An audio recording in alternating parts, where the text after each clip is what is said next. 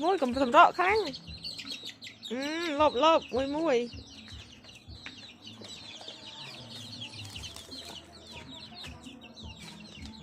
đã chạm mùi mùi mùi mùi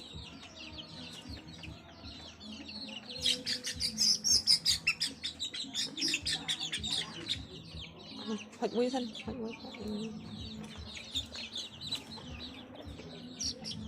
đau rồi.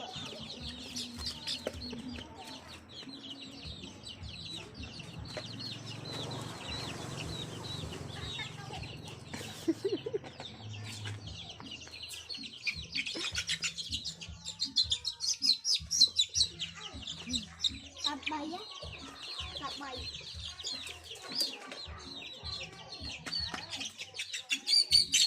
Chọc cái tay à.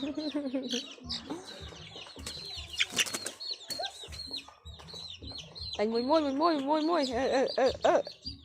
tích tích Chọc cái tay.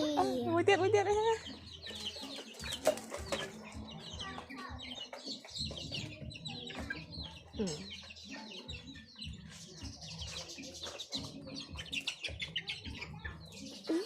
Mùi gì ấy còn